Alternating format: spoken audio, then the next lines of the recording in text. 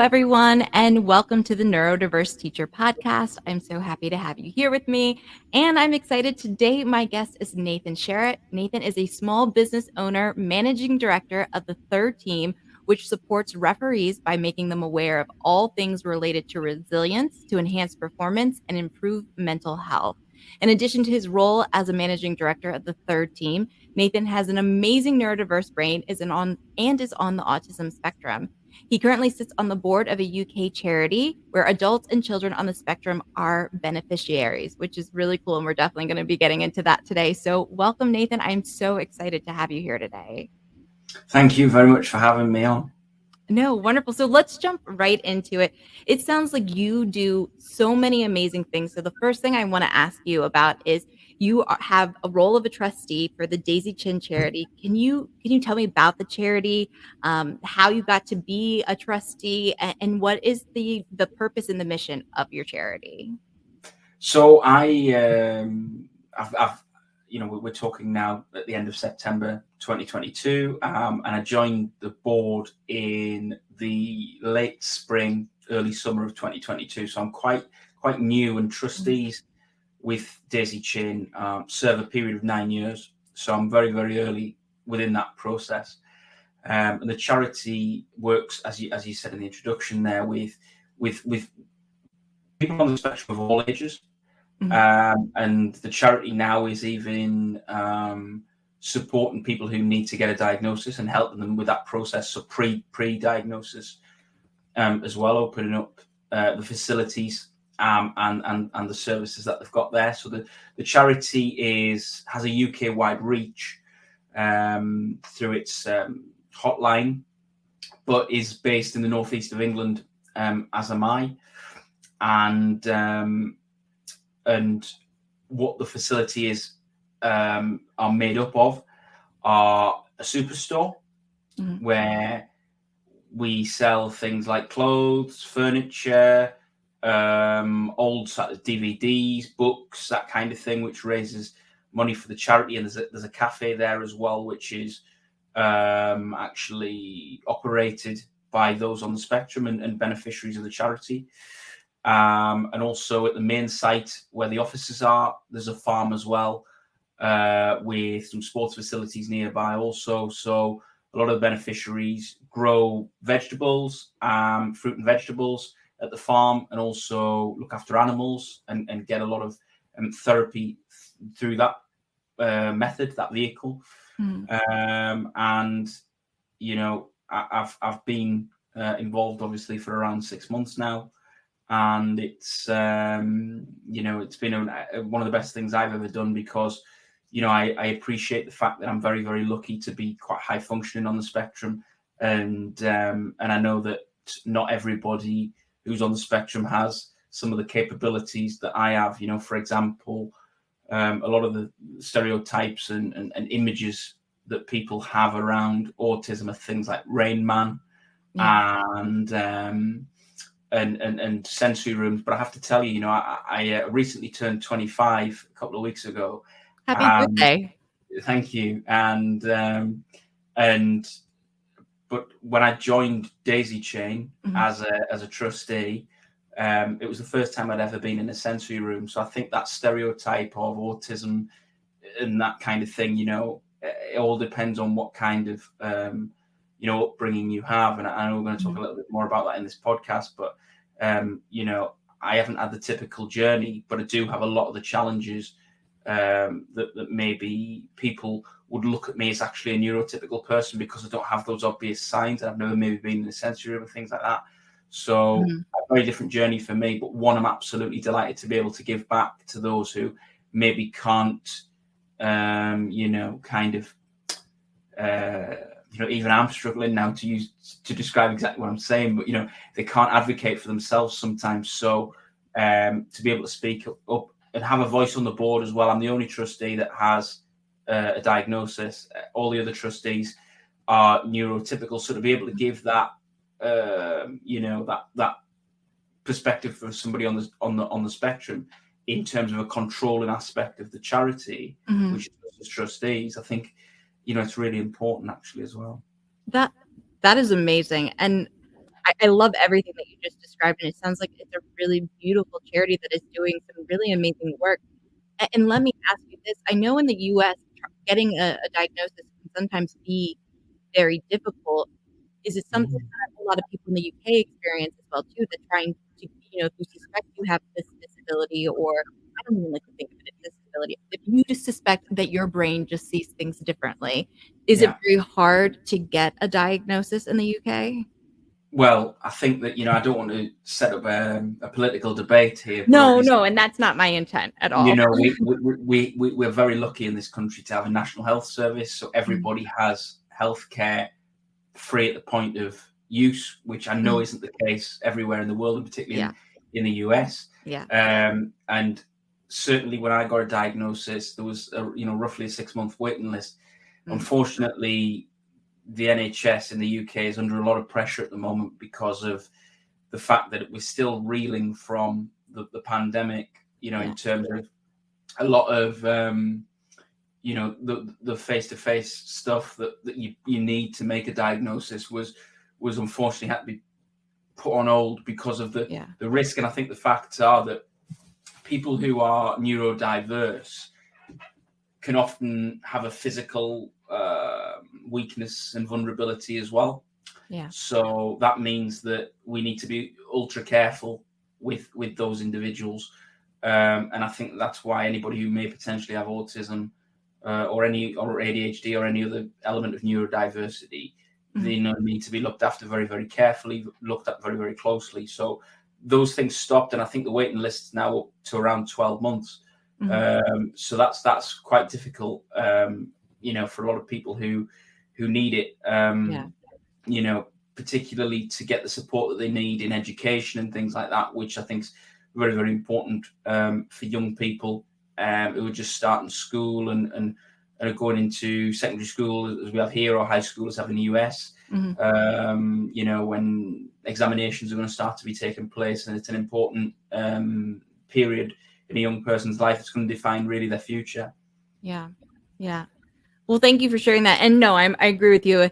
There's so many debates that could happen, and I'm never one to necessarily want to go down that path. But I was curious because in the way that you summed it up makes a lot of sense, that how impactful the pandemic was, and I do think that where the U.S. was a little bit more loose in some of the restrictions, I think from what my understanding was, the UK was a lot more locked down. So it would make sense that there's unfortunately this really long waiting list that's now occurring because people are finally able to get out and get these evaluations completed.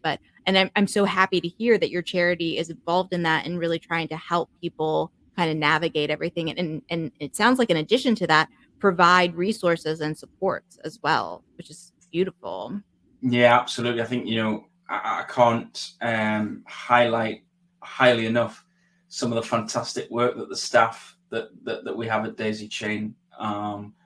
They work so hard. They put so much in place in terms of safeguarding the beneficiaries that we have on site, Mhm. finding ways to work with them, unique and innovative ways to work with them.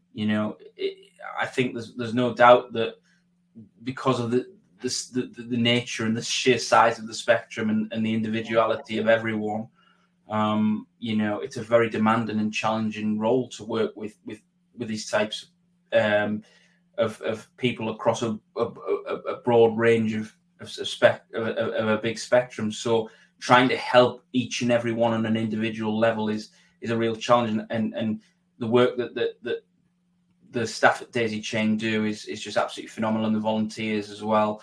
I was very lucky that just yesterday, actually, I attended an event to celebrate volunteers within the charity, and it was amazing for me to see all the work that's gone in. The main prize going to someone who's been helping the charity for 12 years, Oh wow. putting everything in day out, and a real vital cog in the head office, Mhm. looking after the things and putting everything in place for the staff. So it really is phenomenal. And to have somebody like that who's seen so much change, seen probably the first, you know, um, our chief executive come in, the first chief executive to come into Daisy Chain, from the environment that he'd come in, from his background. And I would like to think that potentially even myself, being the first trustee who's actually on the spectrum that can advocate for some of our beneficiaries at board level. I'm really proud of that as well. So I think it's a real team effort, and there's some fantastic people making things run like absolute clockwork day in, day out at Daisy Chain. And I'm so proud to be able to serve the charity in my capacity. But I know that there's so many people working there day in, day out that do so much more.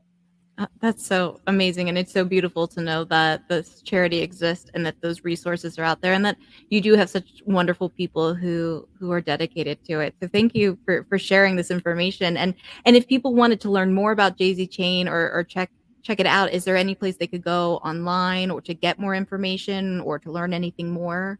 Yeah, so I think if you Google Daisy Chain Project, Mhm. they're based in a place called Norton, which is near Middlesbrough. I don't know if that's a well-known city to those in the US and around the world, but very much you'll be able to see if you visit the website all the services that the charity is offering, and Mhm. also the facilities such as the farm that I mentioned there. You'll be able to see and learn and understand a little bit more about that as well. So I think getting that into Google, getting to find out more information, and also trying to follow obviously the charity on social media as well, I think will be a really good place to start to keep up to date with some of the fantastic work that's going on there. Wonderful, wonderful. Well, let me switch gears a little bit here. And you are the small business owner and the managing director of the third team, which supports referees by making them aware of all things related to resiliency to enhance performance and improve mental health. Everything that is up my alley as the neurodiverse teacher. So please share with me a little bit more about the third team, where the inspiration for it came from, and what does that work look like on a day-to-day basis? Well, I think first and foremost, where we started, I think it came from actually me taking the time to understand my diagnosis and Okay. understand what it meant to be autistic. Because Mhm. when I got my diagnosis, I never really embraced it, never really embraced what it was to be on the spectrum, what Mhm. autism was. It didn't mean anything to me. I Mhm. always say that to me, when I got the diagnosis, it was like saying, "Oh, the sky's blue" or "water's wet." It didn't Mhm. mean anything to me, Mhm. um, because when I got my diagnosis, it was a means to an end for me. So Okay. it was a case of I needed to get some support to do my examinations at secondary school or high school, as you would say in the US. Mhm. And getting that diagnosis allowed me to get more time in my exams, but still not really ever enough support as to what I really needed.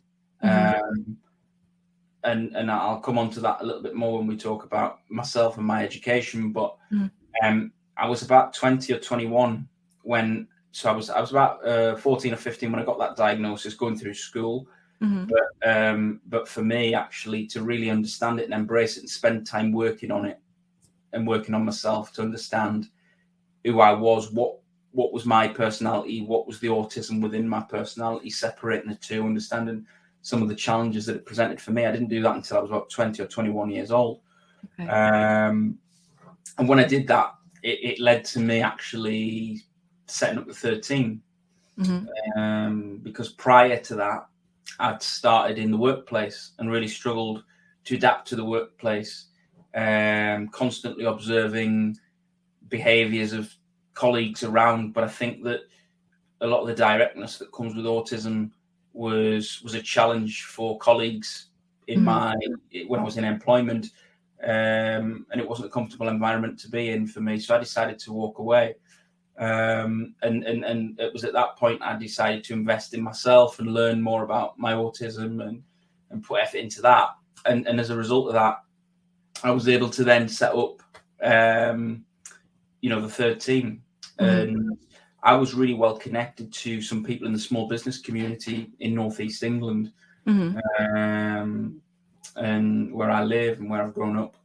And I was able to actually get the help and the support of some of those people, and and more specifically, was able to get support from someone who helped me get government funding due to my diagnosis to Oh, help wow. me deal with some of the challenges that I wasn't finding easy due to my autism Mhm. when setting up a business. So that was fantastic, and then I was aligned with a fantastic mentor who gave me a lot of support setting up the business, and who I've worked with up to this year.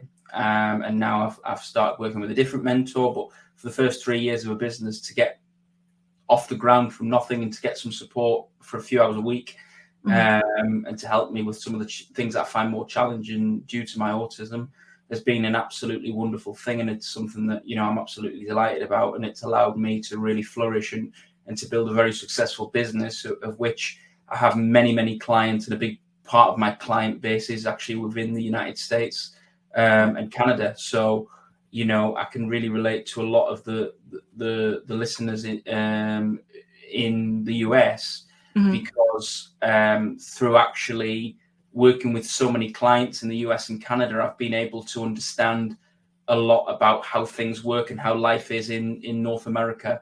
Um, and so it's been a bit of a learning and educational process for me, doing this job as well, and meeting many new people across the world, because the work I've done has touched all corners of the globe, and especially English speaking nations across the Mhm. world as well. Mhm. I love that. So tell me a little bit then, specifically, like what does the work look like? What does it look like building that resiliency, touching on that mental health piece? Yeah. So I work predominantly in two ways, I should say. Mhm. Working with groups and working with individuals on a one-to-one basis. Okay.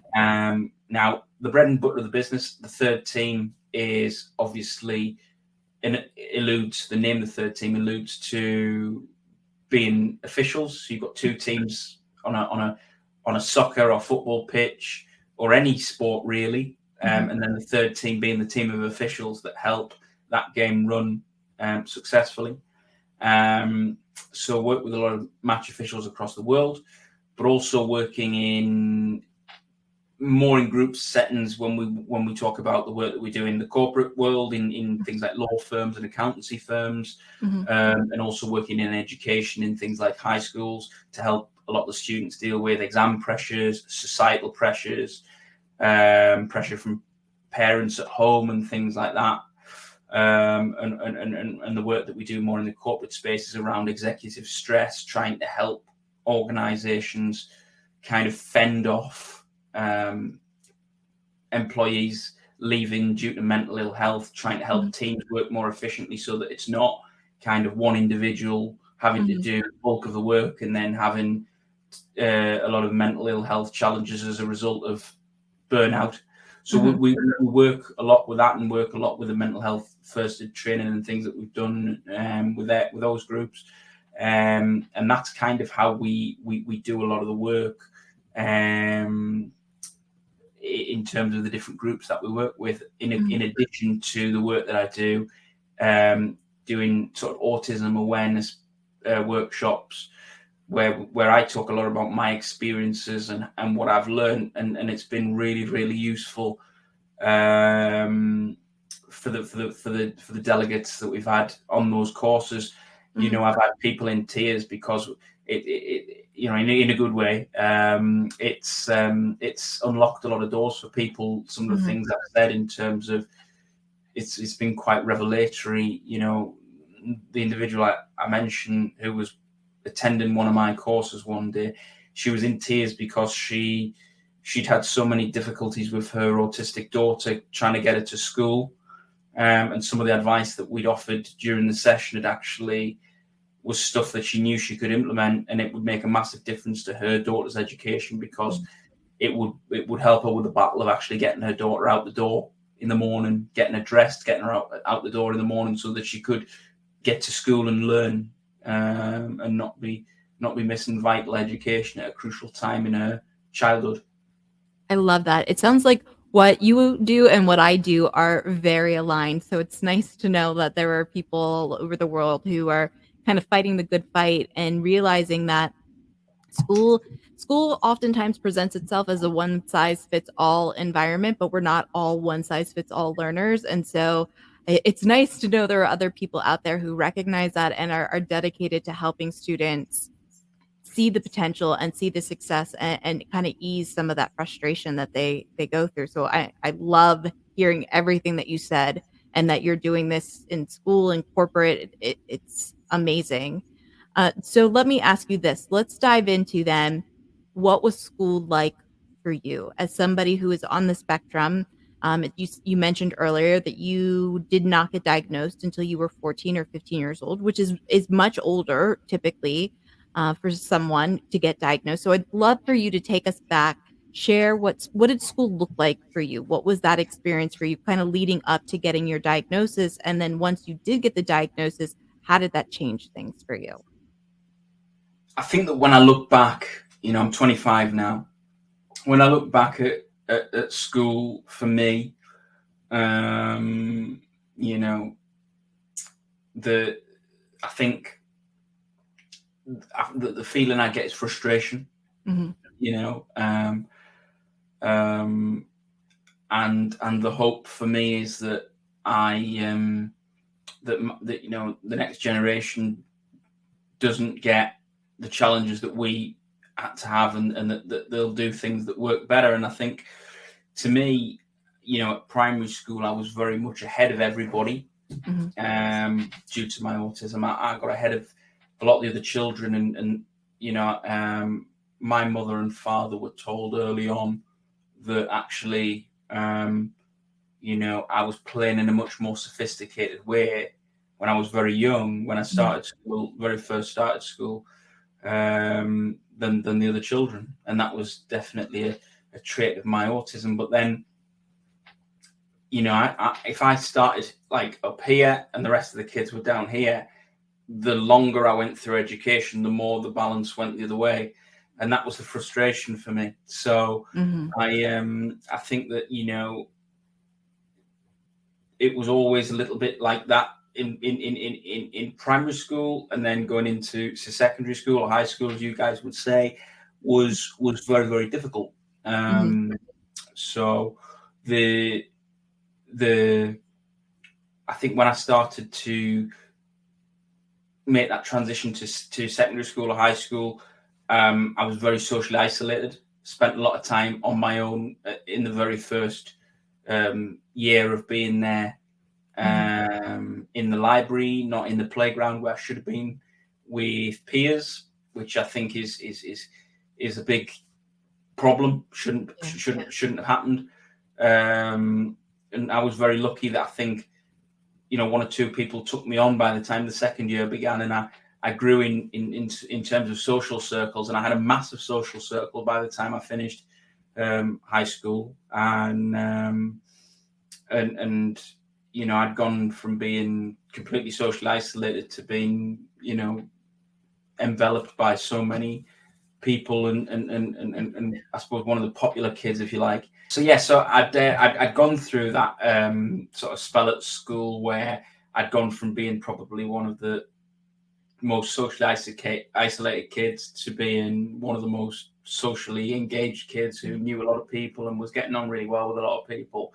But ultimately, I did. In the UK, we have C grade as the pass grade, and I don't know whether that's the same in the US, but I got 7 C grades out of 10 examinations. So I think to pass 7 was a great achievement, but the fact that I was only able to get just the pass grade was really frustrating, because, without me being arrogant, I'm a lot better than that, and I was a lot better than that. But the linear system of examinations is totally unsuited to someone on the spectrum.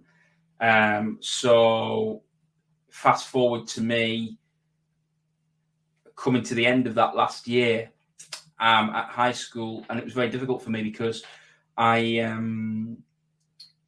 went to a very, very good school, and they had very, very high grades to stay on, to do further education, and as a result of that, I suppose that our further education is like college in the US, before university. So um, the school was very, very tough, very, very high standards, and I didn't get to stay, and I didn't get very good aftercare for being told that I couldn't stay either. So it was very difficult for me. I just had to go off on my own and find a college that would take me. And luckily, I went to a very good college, but I found it very, very difficult to adapt. It took me something like 6 months to adapt, and 6 months when you're only at that further education, that college for 2 years before university. 6 months is like 25% of the whole time you're there. So it's a big time frame to get used to it and to adapt. And I think change is always very difficult for people on the spectrum, and it was very, very difficult for me, certainly at that time. But actually, what came of that was the fact that I was able to actually do continual assessments instead of linear examination. So I was basically being examined with the work I was doing over the course of the year. And that made a big difference to me, because I achieved the maximum grade possible in two of the three subjects I did. And in the other subject that I did, I was second off maximum. And so you take that from just a pass at a lower level of qualification when I was younger to then being so much higher up, and actually being able in two subjects to get no better than what I got, because I got the top marks, was a marked difference. And it really showed that my firm belief, and a firm belief that I hold now, which is that for those on the spectrum, in particular with autism, I can only speak for that because that's the only experience that I've had myself. But I would imagine that for many people who are neurodiverse in other ways, that actually continual assessment is an absolute must. It's a crucial element of those individuals being able to adequately show the qualities that they possess, in a fair way. So that's my big belief, that I think at all levels, right down from preschool, if they do examinations at preschool or whatever it is, right up to university level, there should be each and every subject that you choose to study should have an option to do continual assessment as opposed to an examination at the end. And that's got to be mandatory, in my opinion. And that is me getting political. That is my political standpoint. That's what I think that every person who's in charge of education in every country across the world needs to look at, in terms of how those countries look after their neurodiverse people. I 100% agree with you. And I also think, too, that examinations shouldn't just be, multiple choice, or it really needs to be tailored to who the person is as an individual and what are their strengths. Is it a verbal presentation? Is it a post? It needs to have something that is tailored so that the person can show their knowledge through the format that aligns best with their strengths. And I say that as someone who's neurodiverse, being ADHD, and I didn't know I was ADHD officially until I was 30 years old. But I hated school. I did not like it. I struggled in school when I took tests. I did very poorly on it. My SAT scores to be able to get into college were very poor as well, too, because that's just not how my brain works. And it gives you a lot of negative messages towards yourself. You end up thinking that you're not as capable. And I'm so glad to hear that you were able to realize that so early on, because I feel like a lot of people who are neurodiverse don't realize that so early on. Like you spend a lot of time trying to recover from this feeling of feeling like something's wrong with you, or that you're not very bright, and obviously you don't want people to know that, so you're trying to hide it.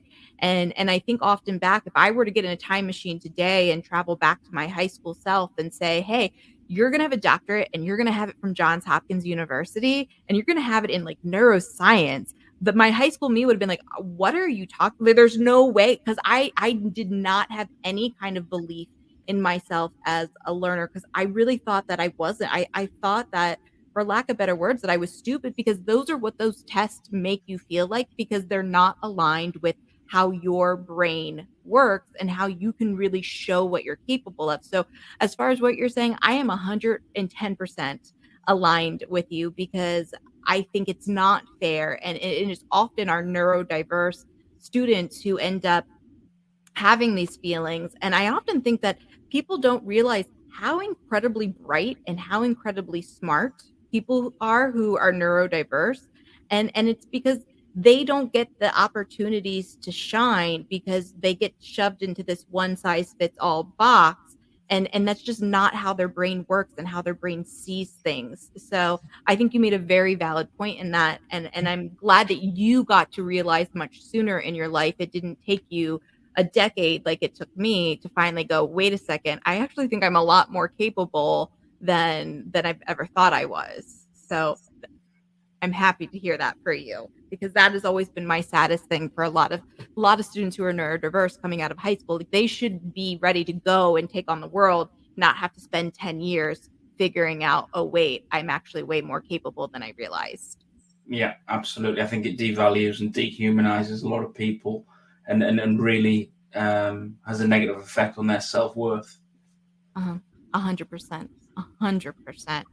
Well, I am so glad to hear that you have been able to come into your strength. You were able to realize what you were capable of, and you were able to apply it. I mean, you have your own business, and you're so young too. The 25 is young, and you've already accomplished so much. And you exactly are the people that I love having come on the show, because my biggest thing that I always want to show anyone who is listening or watching the show is you can be neurodiverse and you can do amazing things. There is nothing about being neurodiverse that has to hold you back in any capacity, because so many young students that I work with often see it as this thing that makes them different, but not, they don't see it as different in a positive way. It's like this difference that I have to hide, or I don't want anybody to know about it. And I want to scream from the rooftops to them, no, like, let people know about your differences, because that is where your strengths lie. That is what makes you you and makes you unique. And there's nothing that is going to keep you from being able to achieve what you want to achieve just because you are neurodiverse, and you embody that completely. And I love that. So what I would like to ask you before we wrap things up is, there are so many students out there who do see being neurodiverse as something that they don't want to share, or they don't want to seem different from their peers. If you were to come across a young person who was struggling in school, either academically, socially, or maybe trying to wrestle with the idea that they're neurodiverse, what advice would you give them? I think that, I've been there, and I've actually helped some youngsters who are in sort of high school and sixth form, which is college level.